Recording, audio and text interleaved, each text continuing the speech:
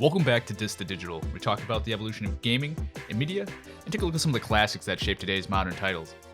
As always, my name is Brett Clark, and joining with me is the magnificent Mr. Matt Keaton. Matt, how you doing?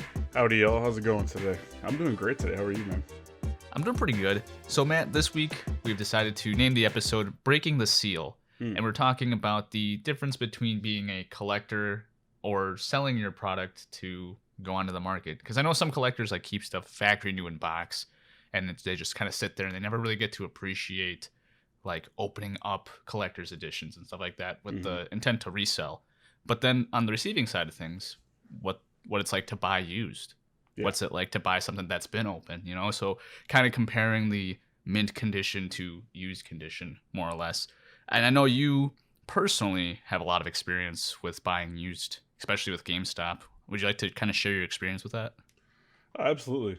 First off, hey, there's nothing better than breaking the seal, opening that brand new game for the first time, getting that nice crisp snap with the plastic. For me, it's a longer back road to not being able to afford a lot of the brand new titles out there, and sometimes being skeptical of new releases and like if it's really going to be worth it or not. So for me personally, I did a lot of game trading where you flip for store credit, and I facilitated that with GameStop decades ago, actually. I kind of learned about 20 years ago or so, actually, before they were GameStop, I think. And so what I did was I would take like a brand new game that I would pick up for about $60. And if it was a flop, I would try it out and then flip it. Usually I would flip it for like around about a third of the value. So most of the times, a brand new title, you could get anywhere between $20 and $30 trade-in credit. Sometimes they had promotions where you could get $40 or $50 trade-in credit. And so basically, if I felt that was a mistake, or I had played it for a certain period of time and I had gotten my use out of it, I didn't deem it necessary to keep it in my collection. Obviously, there's those titles that come through over time that are like, wow, you know, it's a keeper. I've got to have it. But for me, trading was more about those back-end games that are kind of like not as popular, and I wanted to like take a risk and try. So for me, facilitating the trading was necessary. A lot of people think, oh, well, you know, okay, so I traded in a game and it's like, oh, you're only going to give me $5 for it. Well, yeah, man. I mean, your game's been sitting in your collection collecting dust for like 5 or 6 years. It's not worth anything. So you're not going to get that $60 you paid for it. It's like a brand new car off the lot. Once you drive that car off the lot, they say it depreciates. Games are the same way. They can't resell that game that you've opened for the same full price. So you get part of it back, and you know, you just have to live with the consequences. And for me, that trading system, I have had every single console, and I've paid nothing for the trade-ins on the consoles. So I, just straight old console trade for a new one with a couple extra games thrown in or accessories. And by the time you get going, I mean, all these AAA titles, Grand Theft Auto, Red Dead Redemption, all these big games, Assassin's Creed every year, I pay next to nothing if I even pay for games. So that's how me kind of like being a swapper trader, that's how it's just benefited me financially, and that's why my collection is so small. So it's I've kind I remember back in the days where like GameStop was like EB Games or like Electronics Boutique games. They used to have a thing, and I think GameStop still has it, where if you get a pre-owned game, you have like 7 days to return it for the full value, which I really appreciated, especially like towards like end of high school, where I was buying like Titanfall for like $30 or something like that for like the 360, and I'd play it like with my cousin for a day or two, and I'm like, whatever, we're not playing it anymore, and then I'd return it by the end of the week and get my full refund for it. And that's where I really appreciated the used market. It was almost like until you find a game that's worth keeping, you could try out other games. And then you get like the clearance bin, where like they don't have the like factory packaging, like they don't have the case that has like all the graphics and the title on it. So they print their own. Right. Yeah. And it's like goes from like $30 down to like 15 because they don't have the actual like game case for it. And in that regard, I'm like, it's still the same game. Now looking at my collection now and having a couple of games that are like that, I'm like, oh, like like the purist in me, it's like, Yeah. oh, I gotta get rid of those games, or I gotta hide them. Uh, I mean, that was one of the things that though, like for some people, that's that $15 savings to get a AAA game from a couple of years ago. Like that's all the motivation they need to pick it up. Right. And I think that the used market, especially when it comes to discs, is really profitable because of that. Because you have people who are looking for, oh, Dark Souls 3 for $10 in a clearance bin. Why not pick it up? Or Skate 3 for $15 brand new. Why not pick it up? And I think in that situation where you have just a mass quantity of AAA games that are still out there, like there's so many games that you haven't picked up before that you could still pick up for a great value, even on the used market or even on the old, the new quote unquote old market, where it's just a game that has been out for so long. But since the used market for it's so big, the new game in box is roughly the same price. Like Skate 3, if you get an Xbox One variant of it, it's almost the same price brand new as a used copy on the 360. It's kind of cool because like the 360 one almost is more valuable than the Xbox One one because they're harder to come by.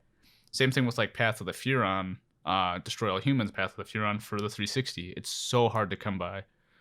That game's a used copy of like Path of the Furon is like $56 for an Xbox 360 game. That isn't really that great to begin with. I have it.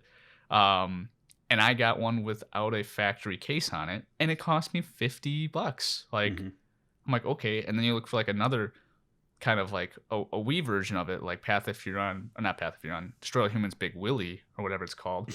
And that game's like $60. I'm like, why are these games that are like ancient and not that great to begin with still $60? It's because they're so rare to get on the used market. Yeah.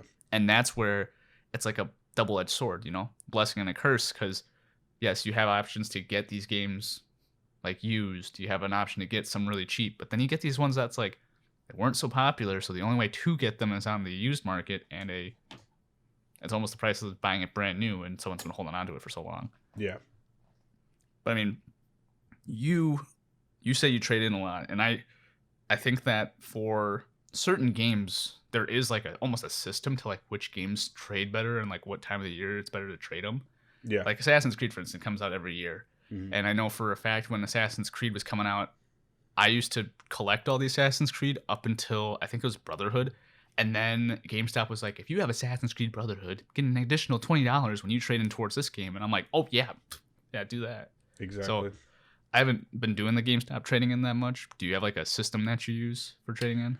Yes. So when you're looking to it all depends and fluctuates on what you're looking for. If you're just a collector who wants to get rid of stuff to make some cash, you can do it at any time. The best time, no matter what you're looking for, is to do it as soon after a release because it's most valuable.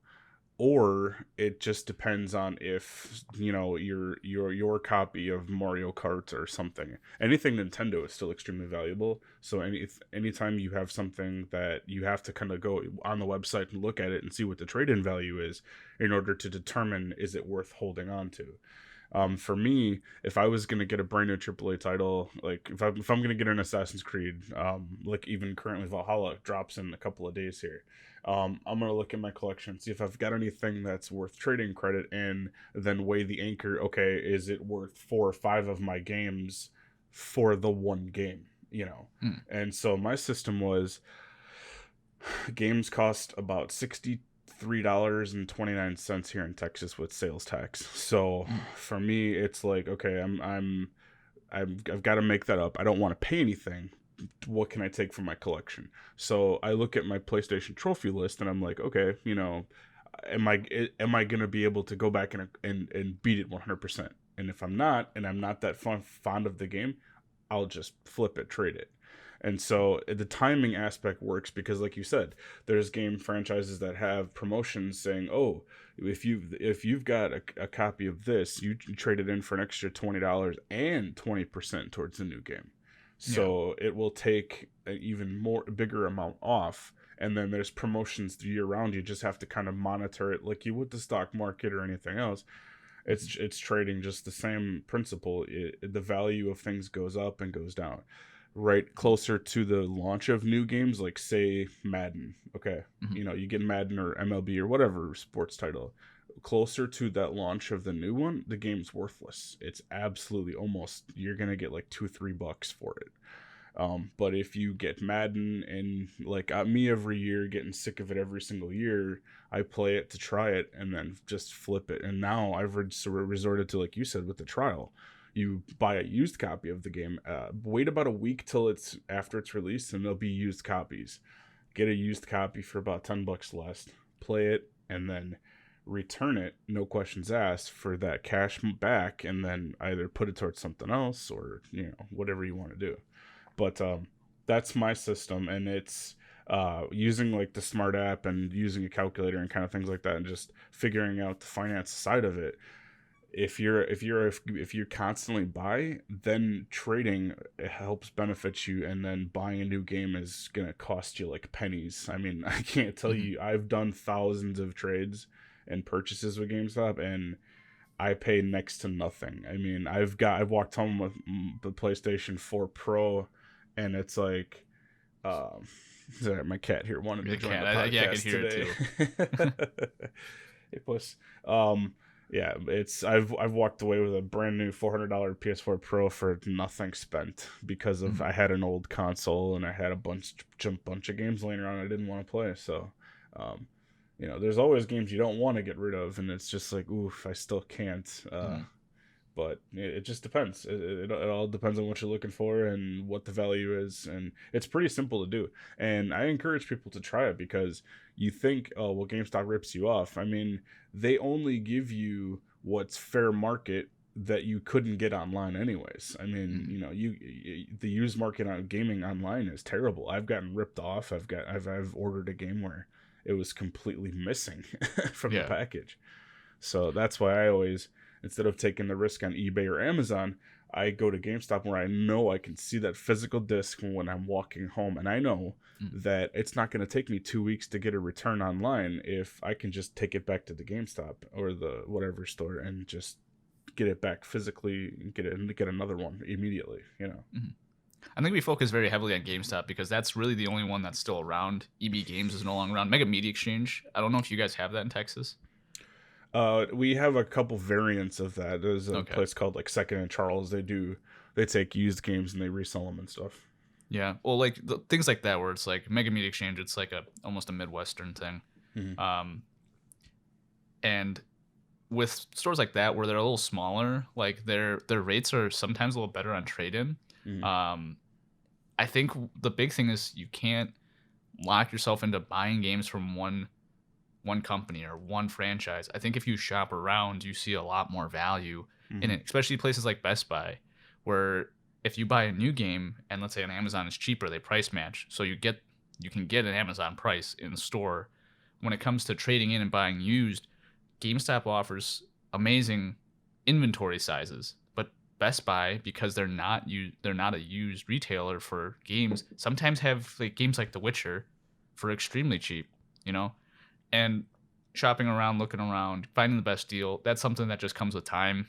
And I've actually been more recently buying games through Target, if anything, because the majority of my inventory is coming in through Nintendo. Like a majority of my collection is coming as a Nintendo game, which no matter where I buy it, it doesn't really benefit me to buy it at Best Buy, even though I've got an Elite Plus status. Yes, I get like 2% back with rewards, but at Target, like, they have it in stock. I can get it then, and then I put it all on the Nintendo eShop to get credits for the Nintendo eShop.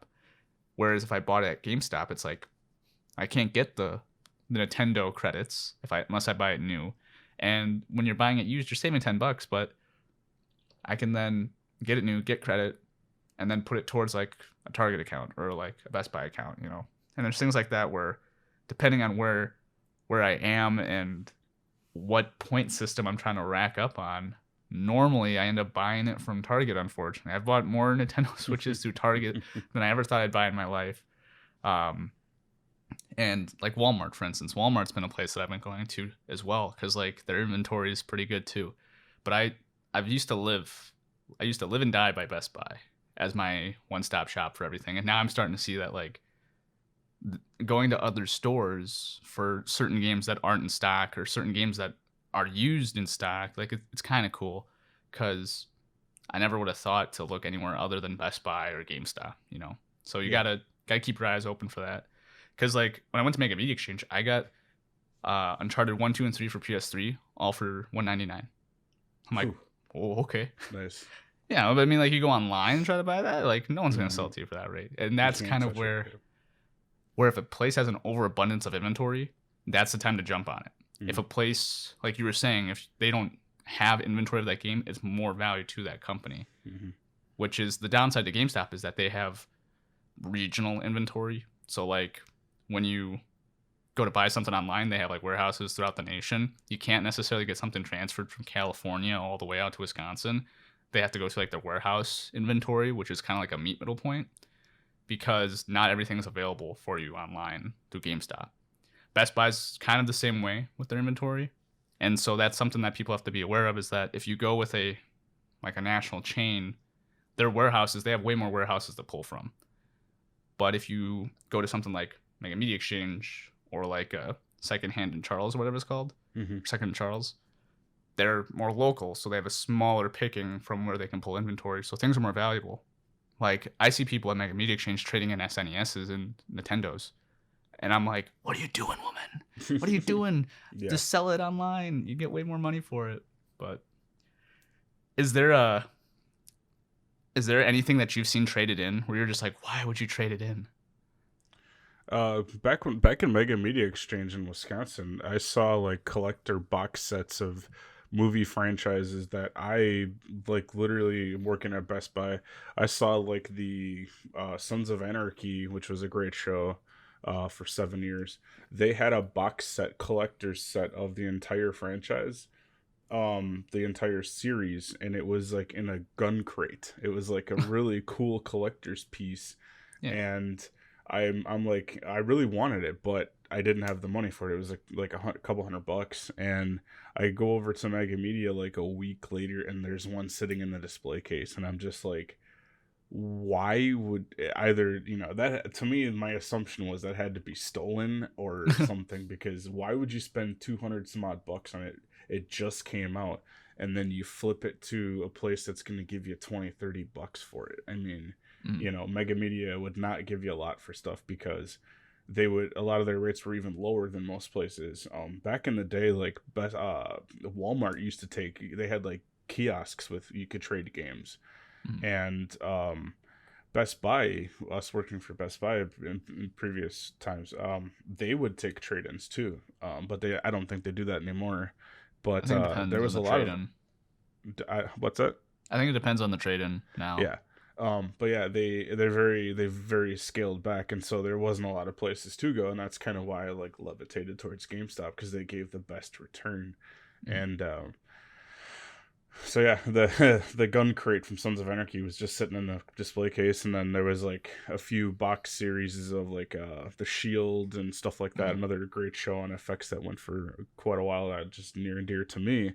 I actually purchased it. I'm like, you know what? I'm gonna buy it, and I picked it up used, and it was all perfectly intact. It was clean. But yeah, I've seen there's a place in the mall here, the Woodlands Mall here in Texas.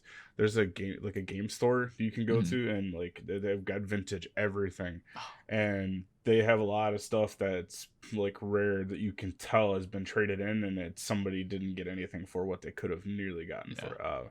There's beautiful like artistic statues that probably there was one, I can't remember, but I looked it up on my phone, and it went for like $1,000 on eBay, and it's sitting on the shelf for like a couple $100, and it's like, you know, if somebody traded that in, or if that was hand done, that's a lot of money that went out the door. Yeah, for sure. Well, I'll have to make a road trip out there because my collection's growing. I'll just make a hey, this is Matt, and walk through with my phone, and hey, nothing sketchy here. Yeah, just like Zoom meeting me at. Yeah, I'll just send you the money via PayPal. One of the things that I saw, you said statues, and it kind of reminded me of this. There's times where I will go to places to like buy something, and I'll walk in and I'll see like, oh, like why would someone trade in this legendary Halo 3 edition and it's like on sale for $20? I'm like, oh yeah, I'll grab it. Like, I'm Mm-hmm. horrible with that. And it's gotten worse with statues now, where it's like I'm looking for like a Witcher statue to complete my collection. Mm. And did I ever show you that, by the way, my Witcher collection? You showed me the Witcher sword, which was Oh, amazing. yeah, I'll have to show it to you sometime off podcast. But I got like these Witcher 3 statues that come from Mm-hmm. like Black Horse. And going to that website, there was like this Godzilla cookie monster, like one. And it's like, it's $100, all right? And it's like a 7-inch statue. I'm like, okay, let's look it up. Sold out. I'm like, who in their right mind is buying this?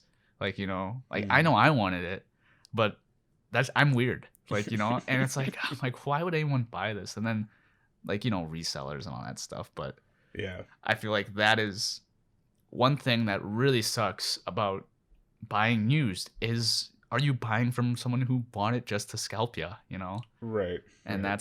that's my big thing against it, is where like you see something that's at the used, like at a Mega Media Exchange, and you're like, okay, like, like Halo 3, that's something that probably someone bought, when they were like in high school or something, and then they're like, I don't play the game anymore, and now they're getting rid of it before they go to college, something like Mm-hmm. that.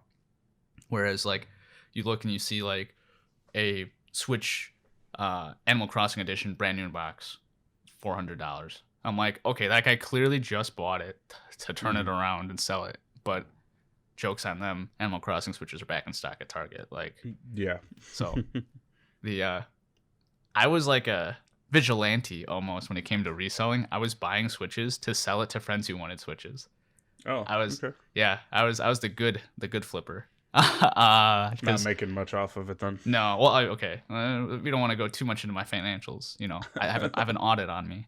Um, the but I mean, like, yeah, I think the weirdest thing I've ever seen though traded in might actually be, there was, I kid you not, this is when we were at Best Buy. Mm. There was a guy who brought in 10 Mac G's, like original in the box, factory sealed, and just recycled them. And Recycled? he just recycled like 10 brand new Mac G's. Wow. Each of those go for $12,000. And I'm like literally like, dude, this is how much he's like, I don't want them. He's like, they're taking up too much room in my bed. I'm like, dude, just go on eBay and sell them. Like, Mm-hmm. this is like $100,000 right here. And the worst part about it being at Best Buy, once he does that transaction, you're not allowed to touch it. Right. Right. It's very unethical for you to like take it. Yeah. But you're like trying to be like, dude, trust me, you're losing so much money by Mm-hmm. doing this. But he didn't want to do it. And at the end of the day, that's his loss and also my heartbreak. It's like, because now that stuff's gonna be made into what? It's gonna be made into a little crappy insignia coaster, like like that's not even gonna go back to Apple. It's gonna get turned into like a freaking like Hisense TV or something like that. Yeah, I was gonna say that's like the one time it's like one man's trash is another man's treasure. Yeah, exactly. Except that you're watching like this liquid gold just get poured down the drain. Yeah, Like, some people just don't they don't don't look care up the about it. value. No. Yeah, but other than that, I mean, buying used games is like something that is very common, because like you grew up with it and like the value's there. But have you ever bought like a used console, like and like that? Because I think the value when you buy a used console is a little different. Yeah, Depends on the mileage on it. Trying to think back. Because there's no like odometer on on a 360 or nothing to tell you, oh yeah, this guy played 5 billion hours on like Call of Duty or something like that, and the guy like played it in like his cat hair filled like container. Oh, Like that. that brings it back full circle for me. Okay. Yeah. The one and only console used that I purchased was like legit an Xbox 360. So back with the Red Ring of Death Oh yeah. situation where the 360 I mean I put a beating on that console. I played that Yep. thing 24/7. And the game that it actually bricked for me was MLB for the 2K franchise. Okay. It was like 2K it's like 2K5 or 2K6. It was immediately right after like it came out. I got the console and it bricked soon after, like not even a year into the cycle, I think. Oh wow. And so what happened is it was in the basement, and the basement was refurbished and it was clean and everything. It wasn't like it was in some little like box or anything. And so the console took a dump, and I contacted Microsoft, and they're like, "Well, we'll send you a replacement. It's gonna take like 12 weeks minimum to get to you." And I'm like, "Oh, like Yeah. no, I need a console." So I took it and I sent it back, and I just went and got one in the meantime, and I Yep. bought it, and it was pretty pricey. It was used.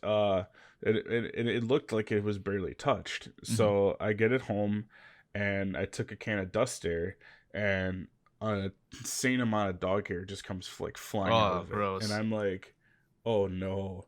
So I took it apart, and I knew that something was funny because the void sticker was not there.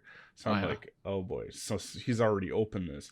So I open it up, and it doesn't have the original hard drive that it came with. It Oh has a worse no. one. It has a bigger file size, but it was like it was a slower RPM by like 2,000 RPMs. It was so slow, Oh geez. and I look at it, and it's just infested with like dog hair and like dander, and it was like it Oh took me like forever to clean it out. So I'm like, okay, well, I could just complain about it and take it back, or I could just clean it and fix it up.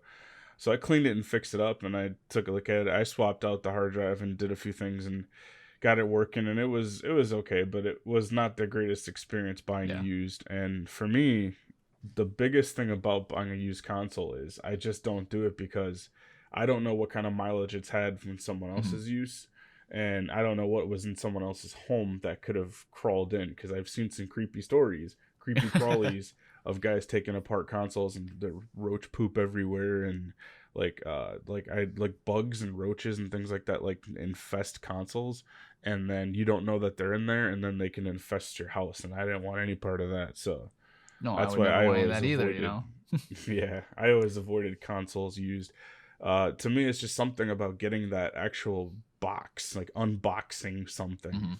you know. So So I bought well, I didn't actually bought. I got a 360 from my parents, and I got a refurbished like original white one with the hard drive that comes on the top. okay, Not the arcade, the one after. I think it was called like the Pro.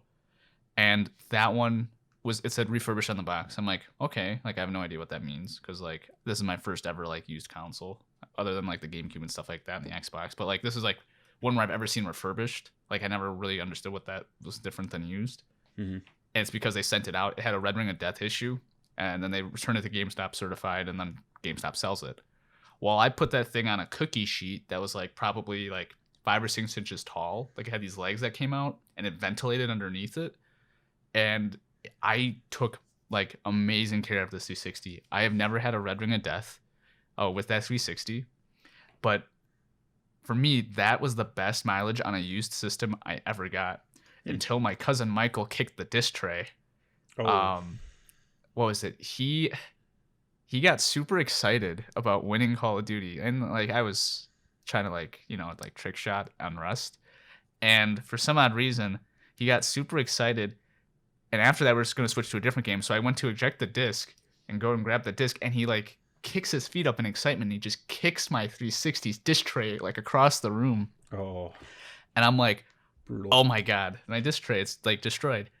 Well, for years we would have to like take a paper clip and like pull out the disc tray and stuff like that. It was great. The three of us, me, Michael, and Max, we kept that thing alive for like another year and a half, and then I got a Xbox 360 Elite, the black slim version, Mm. and that one was used again. That one has given me no issues. So, but then again, I did the same exact thing. I kept it like in miraculous case, like care, And for me, it's like if you understand that this thing's coming in with like a crutch, like it's not coming in at full potential, and you just give it a little bit of care, you can make it really not. You don't ever notice it. The one where I'm like, I don't ever recommend it. Not Xbox. PS4s. I bought a PS4 used right after they came out, so it's Mm-hmm. like the piano black one with the passive touch button, Mm-hmm. and my game would randomly eject, and I've just come to terms with with ejecting games, there's just an issue with me and used consoles. Like, I don't know what it is, but that PS4 right there, that was like, I had praised refurbished and used consoles for so long, and then that just kind of ruined it. Because I didn't want to justify buying a PS4 just to, like, replace something that should not happen in the first place. So I got another PS4 for my dad so we could play together. And then I ended up selling that to my old roommate. And then I got a Pro, and that was brand new. Pro, brand new in box, opening up. It's beautiful, My Xbox One, I bought an Xbox One brand new. Xbox One S is new. Gave the One S to my parents, sold the Xbox One original. And then a guy who I used to work with, I think I told this story on the podcast, sold me his Xbox One X for super cheap. And that's a used situation. And I'm like, you know what? He's only had it for like a month or two. He can't really have done that much to it. I'll take a risk with it. And it's beautiful. It's kicking. It does a great job. But that PS4 is the only one that I really... It's a shame. I would have been an advocate for used systems, but that PS4 just ruins it. It put a really bad taste in my mouth. And it's a taste that I can't really ever get out because it forced me to become a digital-only PS4 player for the longest because I couldn't play anything physically. So here I am buying all these games physically, and because of one error on my PS4, it forced me to change my entire way of buying games, And looking back, I would have loved to have kept like buying games physically to see that collection grow. But at the same time, it also showed me the benefit of having digital, which is if your disc tray like takes a crap, you can just keep on playing it. But you have to listen to this annoying binging sound when it wants to eject a disc that's not there. Yeah. And PS4 first generation, oh my god, just bad taste in my mouth. Bad taste in my mouth for that one. But I don't know. That's me. I love used consoles. If you treat it right, if you understand that there's a little crutch with it, but yeah, that PS4. Don't buy used a PS4 first gen. Don't buy used PS4s. Yeah, I don't think you can get your hands on one nowadays. I was looking at the market trying to see the value of the trade-ins, and coming with the new console, PS5, if I'm lucky enough to get my hands on one in a couple of days here, I'm not going to be trading in my other one because for one reason I traded in the controller. The God of War console came with like a silver controller, and the only attachment it has to the console is the fact that it has the logo like etched in the controller, but it's just like it's not etched, it's like painted on. It's cheap. And when I got that console brand new, the controller had drift day one, so something was wrong with it, and it was like there was no fixing it. So but I'm definitely not going to be trading it in at all. It's going to stay with me until it dies. I put a solid state in that bad boy. It's pretty beastie, but I just, as far as used consoles, I'm glad you had an opportunity to have a good experience with it. For me, I think the turnoff was handhelds. That's why I never bought a Vita. I never owned a handheld outside of Nintendo 3DS. And when I did, it was new because I just had not necessarily like a bug, but I had a problem with people like with their hands using things and knowing that someone's the clammy guy, or just like I've seen some controllers that are pretty grody, full of like dust and dirt and like all the stuff from your hands, and it's pretty gross. It's actually gross, actually. That's why I gotta have it new, so it's got my sweat and Cheeto stains all over it. And that way I know where it came from. What's really funny is that me and my cousin Patrick, we both had original DSs, and my sister got a DS Lite. But before my sister did, our cousin Sierra, who played like I think Animal Crossing on the DS, like she didn't play like that many games. She like got it for like one game, I think Nintendogs and Animal Crossing. And so we're playing Lego Star Wars. And we have all of our 3DS, or not 3DSs, or all of our DSs like on the table because like lunch got called. And Patrick's looking at her screen and it's so much brighter than his and mine. And he's like, it's almost sad, isn't it? I go, yeah. I go, do you think it's worth buying a used one? And he's like, it's like, look at us, Brett. He's like, do you expect someone like us to like keep that clean? And then I'm like, okay. And we're like, I'm like 13 at the time, and I'm like, yeah, you're right. I don't really trust buying a used 3D, a used DS from anybody who plays the game as heavily as I would have. But I bought a used Vita. Love it because I've got an OLED edition, the first generation. Loved it. But I think, like you said, I think there's certain things where it's like I would not buy a used copy of it or used like console. One console I would not buy used is now PS4. I would not buy 360 Elites because like I don't really trust them, because like I know with 360 Elites were the black 360s, but they're like the pro variant and the arcade look. The reason why I don't really trust those ones is because I had one brick on me, like, and that was my own fault. But I know plenty of people who had that particular variant brick on them, and I'm like, okay, like whatever. Tony Hawk Pro Skater 8 or Project 8 or whatever it was, don't put that game in there. Apparently that game was what was really messing people up. If you put that in there, it would try to install the update and it would just freeze. And then you turn off the 360 and then the firmware would wipe on your 360. Oh, wow. But it was only with Project 8. I don't know what it was. And that particular model, but it was really weird. Because it happened to me and multiple friends. It might have been my Project 8 was just messed up and like bricked people's 360. So I should send that to somebody who has a 360 and see if it bricks their 360 or not. Yeah, I had a similar situation with I had purchased Grand Theft Auto 5 used. I got it on launch. I loved it. I played it for years. I flipped it when there was a big sale going, and so I both purchased it digitally, and it came up with the same problem in the software as the disc version. When you go to boot up the game, it installs itself, even if you download it from the store or put the disc in. It installs itself. But here's the thing. Years later, if that patch is not installed first, the game corrupts, and I kid you not, it bricked and wiped my original PlayStation 4 Pro that I got a few years back. I think 3 or 4 years ago. It bricked, killed my console. It corrupted. It wouldn't fully install, and it just was stuck. And I reset the console, and the hard drive. First ever time I've had on PlayStation Lifecycle, the entire series. First time it said hard drive is damaged. It tried to repair it. It glitched on the repair screen, so I had to like do a full system wipe and redo, and it was really frustrating because I didn't have PlayStation Plus at the time. So I lost all my saves, all my progress, everything, my videos, my screenshots is all gone. That's the worst. That's the worst. Trophy screen captures not transferring over through PlayStation Plus. That's the worst. I wish that they stayed there. Because coming from original PlayStation to PS4 Pro, I lost all of my Destiny screenshots. Yeah, but too late in the life cycle where they added the USB. You could put a USB drive in and just transfer, but you don't think of that stuff when you have stuff happen, Yeah, that's why they only give you a 500 gigabyte hard drive, at the start. They're like, oh, no one's ever going to fill this up. And then they're like, oh, crap. 2 weeks later, someone's already filled it up. Happened with Overwatch. Like, nowadays, some guy maxed out the level in Overwatch, like, within, like, the first couple of months. Yeah. I was like, what the heck?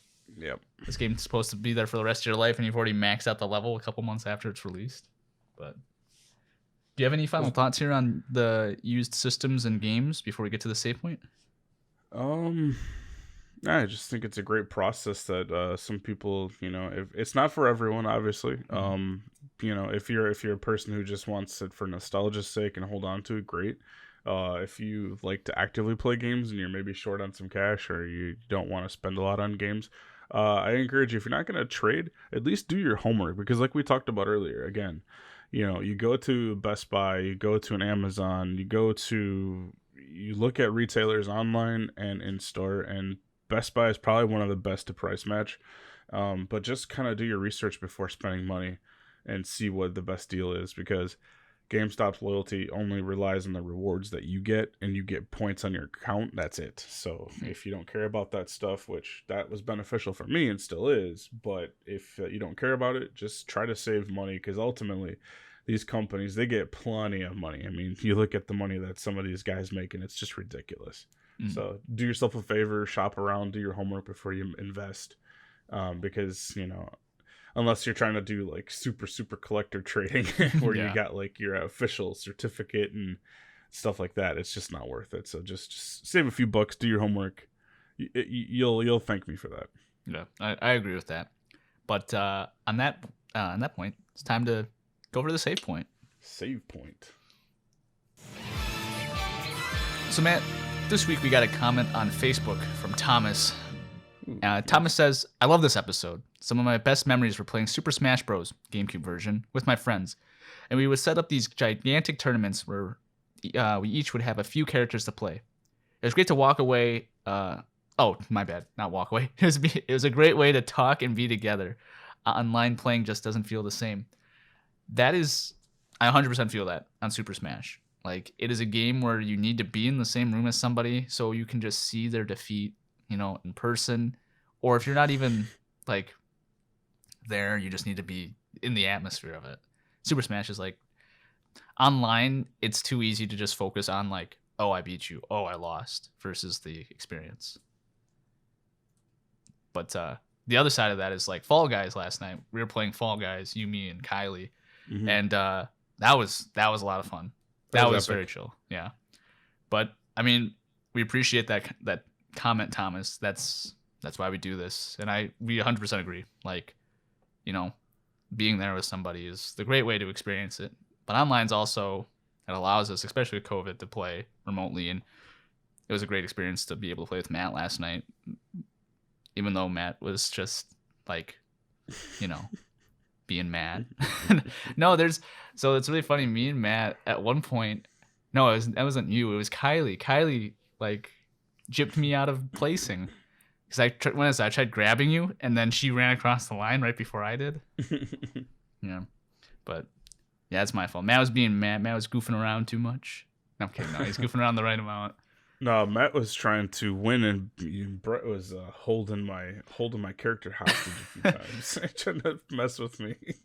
There's a point where Matt's like, "I got this," and he literally just walks right off the ledge like 2 seconds after the round starts, and just chasing falls. the guy in the hot dog costume, getting kind of hungry. And there's a giant gap that he just got so distracted by the hot dog guy, just fell right into this gap and fell. I was feeling a little too cheesy. I was trying to grab people and like set them up to fail, and I just always would end up like making myself fail because I'm not that good at Fall Guys. But yeah, I mean, if you have a question or comment like Thomas, feel free to reach out to us on Facebook or other social medias with the hashtag #DistDigital, or just simply comment on the episodes on YouTube, Podbean. And you can also, if you feel like it, go onto iTunes, leave us a rating, leave us a review. Helps us out greatly, and we appreciate all of it. But that closes out to kind of our closing thoughts here on the podcast when it comes to like trading in media. What happens when like GameStop and all these other places are like no longer around? Because GameStop has been having issues like financially for years, and people say, "Oh, this GameStop's going to be dead." I think you can't really have GameStop die. You almost want to keep it alive, because otherwise you're going to have all these online sellers like Amazon, and then Amazon's going to take over. You need to have competition in the space, and you need to keep something like GameStop. As much as we all rally behind the demise of GameStop, you need to keep it alive, in my personal opinion. Yeah, you're absolutely right. GameStop, I know the financial troubles have been a public record for quite a while. I think they've been under financial hot water for the last 10, 12 years or more. And a lot of it is that they just get undercut by people, and they get undercut by these resellers and by third parties. And I know that they did sign a deal with Microsoft where Microsoft is actually providing their employees the equipment. And so Microsoft is kind of like backing them and kind of helping them stay more mainstream and relevant. And I know someone bought them and like is keeping them afloat, and like they're not trying to rebrand them. So I don't think that they're going to go anywhere. I just think that the more the digital age takes over, the less need there is for the physical brick and mortar store in all retail aspects. And that's one of the things that's got me like thankful for my time in retail and very thankful, but it's got me looking for corporate career doing things like that because retail in general, when you talk to anybody in the financial game, they say retail is just struggling mightily across the board. And I'm not even talking about 2020 with COVID. I'm just talking about in general for years now. And so that's one thing that I hope doesn't happen, where you lose a store like that where it's vital to go in and it's so easy to shop and it's so easy to recognize what you want. And a lot of the times you build those personal relationships with staff or with the culture of gaming that you can't get online. I mean, staring at a screen inside your console, staring at a screen shopping is not the same experience as walking into a physical store, looking at the display of the artwork on the cases and laughing at the ones that don't have the artwork. Yeah. And just seeing, like I recently for Cyberpunk, I got the Johnny Silverhand statue, like you said. Mm-hmm. I walked in, wasn't gonna buy anything, just wanted to look, and my wife and I are, Starbucks and Smoothie King sipping, and we're just chilling and walking through. And then it's my wife's like, hey, look. I'm like, oh no, here goes more money out of my pocket. I gotta have it. So I brought it home, and it's an awesome statue up above me. His head's kind of cut off today, sorry, but yeah, it's just one of those things. You see those things, you get those experiences that you cannot get that online. You can't get that looking at Amazon. You can't get that looking at online retailers. There's something about that experience that they can't get rid of. If they do, I'll understand why, but I don't know what I'm gonna do. I think I'll just hold on to everything I've got and just maybe the one thing about this that really bothers me, I wanted to touch on, is that the reason why this bothers me if these go away is because the cost of these new games are increasing by $10. Mm-hmm. So for the new consoles, the Xbox Series X and blah blah blah, and the PS5 and whatnot, and going forward, now how games have been $50 for forever. You remember this, and going back to the Nintendo era, and now they're 60 for the past several years, 10 years or so, something like that.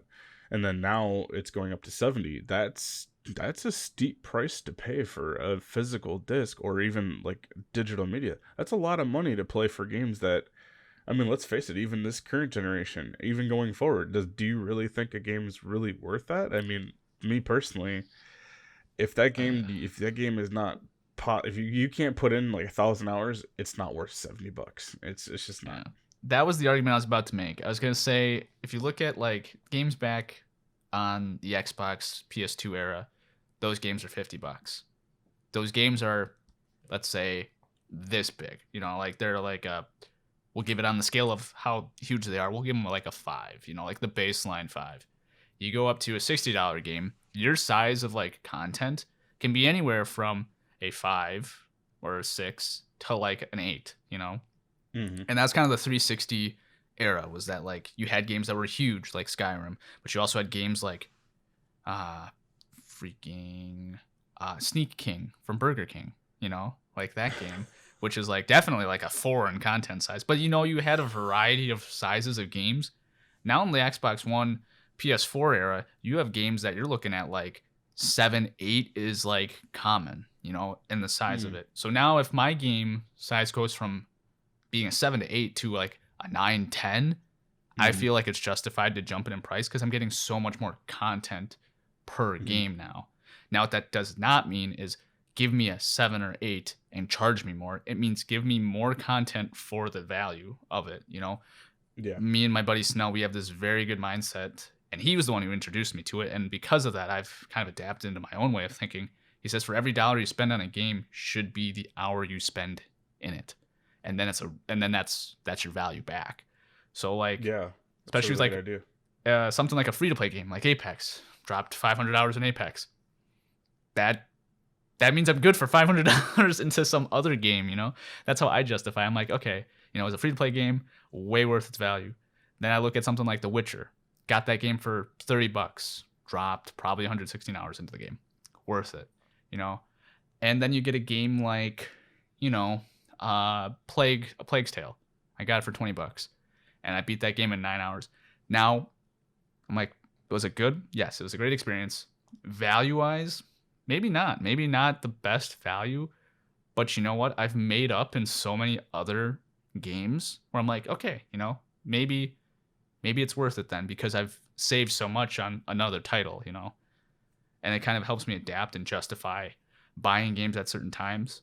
Because right now, I was telling you the other day, I wanted to get Ghost of Tsushima, and for me, like $60 for that game, it's like, am I gonna love it?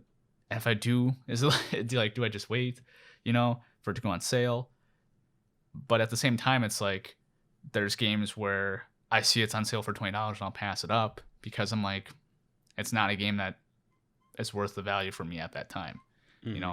Like when I bought Resident Evil 2, it was on a Black Friday, like day after Black Friday sale for $20. And I was like, okay, yeah, you know what? I'm going to play this game, enjoy it. And I did. But when I saw it on sale, $20, like a week before that, I was like, it's not worth it yet, because I wasn't ready to take on that title. I think that's another thing is that timing and price, and what time you buy the game and what game you're dedicating yourself to. I think that also plays a big role into it. Because if you think about it, like, if you're like, oh my gosh, Call of Duty, like Cyberpunk, Battlefield, all these are going to be $70. Well, if they stagnate it out throughout the year, that's not horrible. But if they release it all in November to December, that's horrible. That's a horrible amount of money to be spending in that small chunk of time. That's my fear with it, is that too often people try to go for the holiday season to release these games. And I mean, it makes sense, you want to do it. But at the same time, it's like if all your competition's releasing at that time, like you might actually be like kind of shooting yourself in the foot. Because if your game's not that great, you're going to get passed up by Cyberpunk, or the annual Call of Duty. So that's for me personally. When it comes to like these new costs of the games, where I could see that being an issue. Yeah, absolutely. For me, it's the same situation. I look at it like, like right now, a couple of days from now, Assassin's Creed Valhalla, and they're wanting $120 for the Steelbook collection that I've got pre-ordered. What hurts me is knowing that if I'm wait just a little, like another 30, well, I don't know now because everything's different with COVID and the market's going to be different for games, but in the previous years, every time a new game, even, and this is the problem I have, the game comes out end of October or November, you wait 30 days for Black Friday, the game is half the price. That irritates me because there's some AAA titles that come out right just before that. And what they started doing, which was smart the past year, I think they started last year or the year before. Apparently Puss has 2 cents he wants to add. They added in, like, they stopped doing that. So like the Call of Duty last year or the year before also, it wasn't on the Black Friday sale. And I'm thankful because it's like, you're getting all these kids coming in half price when you paid just full price just a month before. And so I'm kind of worried because the last several Black Fridays I've seen, I've gone just out casually with my wife, like on defense, like, oh, we gotta watch out and make sure we're not tackled and everything with the crowds. But I've always seen an Assassin's Creed Special Edition Steelbook just sitting on the shelf. It's like $80, $90 versus, or like the Assassin's Creed Odyssey a couple of years ago.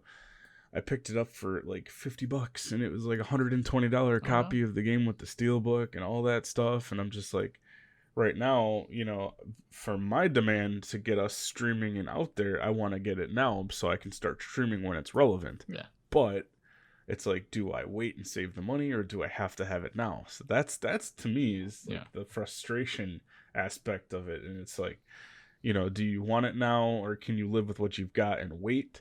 And as you get older, you start to understand, like me, I'm not going to die if I don't have a new console, new PS5. I'll still got the PS4 Pro. It's still in my life cycle. And you've opened up my world to PC gaming now. So I'm not going to cry about spilled milk, but it would be nice. But, if it doesn't happen, it doesn't happen. We'll just have to see, But. Yeah. I think my big thing, like, I'm not gonna cry if I don't get a PS5 this generation, like this year, but I definitely will get it. And like the thing for me is it's just about certain time exclusives, like Final Fantasy 16, where it's like, you expect me to live without my Final Fantasy 16? Like, no, and that ain't happening. But if they released it on PC, I'd have been like, PS what? Like, like for me, because like that's the thing is that for me it's really hard with PC, which will always really dominate the digital market space, and prices will always kind of stay down on PC because they don't have to pay for like storage inside of warehouses. Developers actually get more money, quote unquote. It's like about $4 per game when it's a digital copy of it, and distribution's a little better.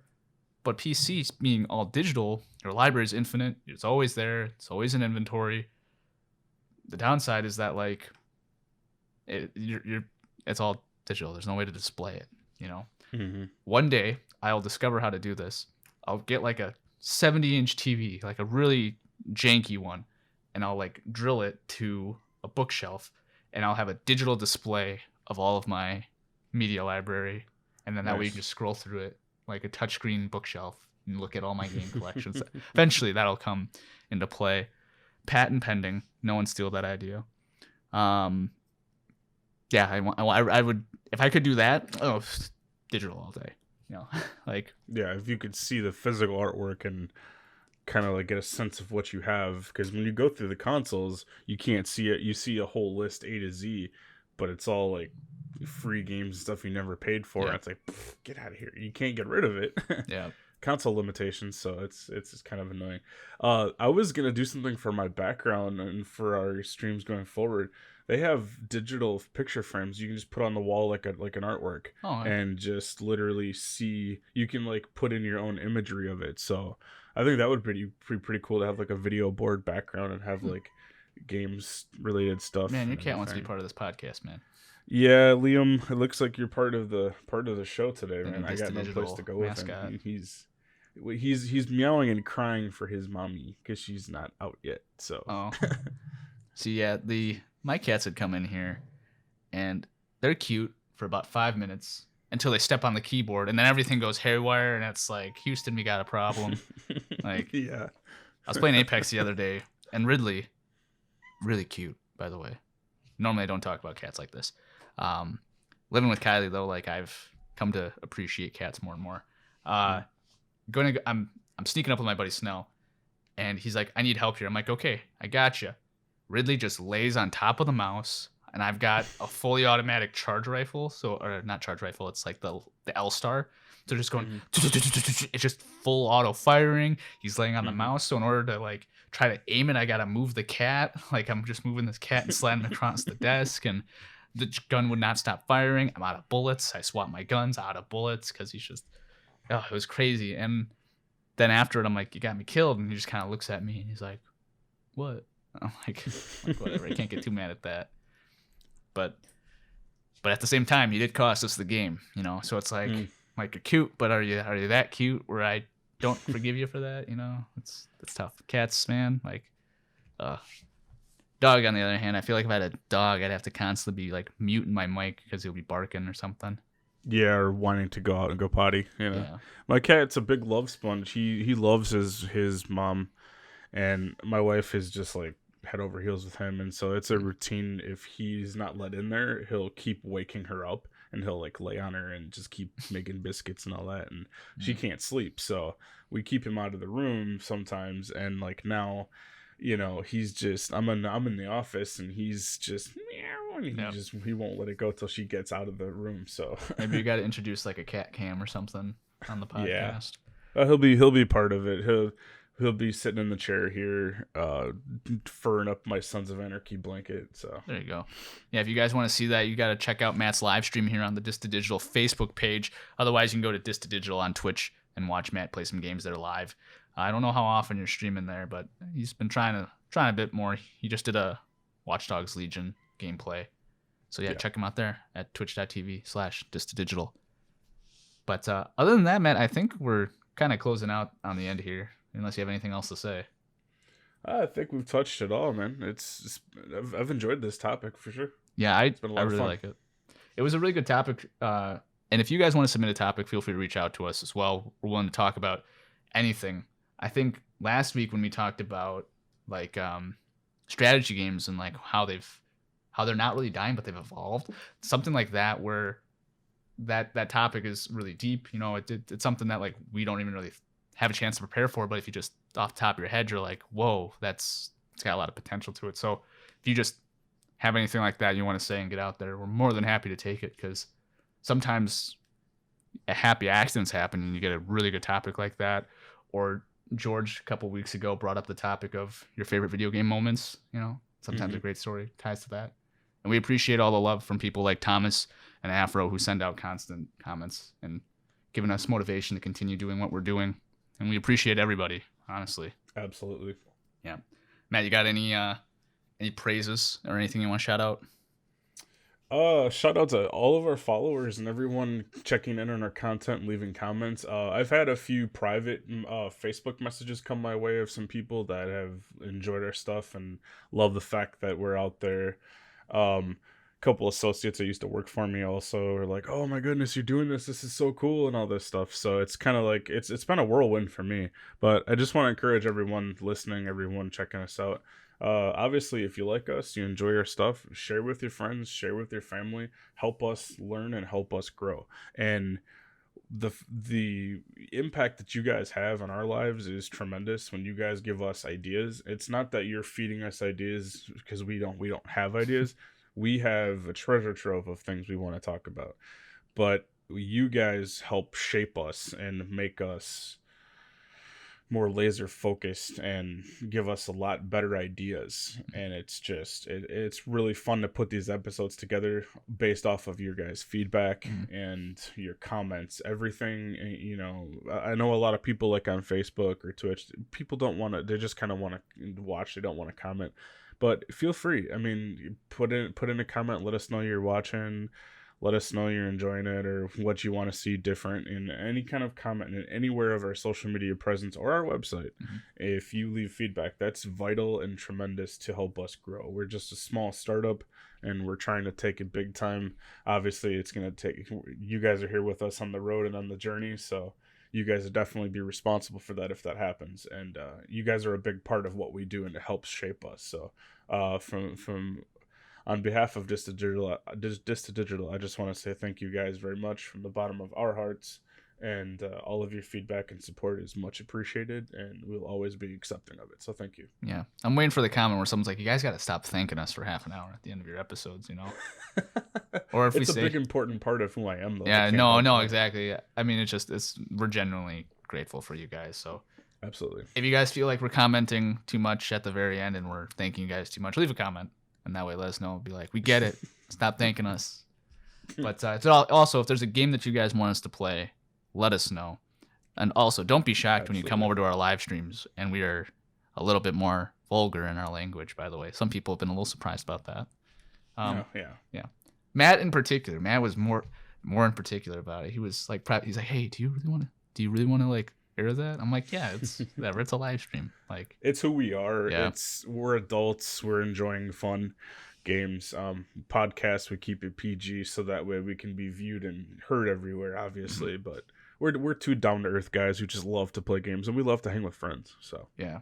What's really funny is that when one of us is editing, like, by the way, Matt edited last week's episode. So for those of you who have very big criticism on how it's edited, hit Matt up for that. And Matt will be editing this one as well. Matt's actually taken on a bigger role here at Dis Digital. He's going over and editing more of our videos now and stuff like that. So it's really helping out as I go back to school here in the coming months, and just takes a lot of stress off of me and allows us to deliver better content, because that way the synergy's there, you know, the mood's still up, you know, and it just helps a lot. So give praise to Matt for his editing skills on these upcoming months and upcoming episodes, and hopefully we'll have some new and exciting stuff for you guys in the future as far as graphics and stuff like that, because that means I can spend time on additional stuff for the channel. But other than that, from everyone here at Dis Digital, thank you guys so much, and we'll keep you updated on our Twitter account and other social medias, and you can see where the updates are coming in, where the live action's coming in for our channel. And we will see you guys in the next episode. Thank you. Take care, guys. Thanks a lot.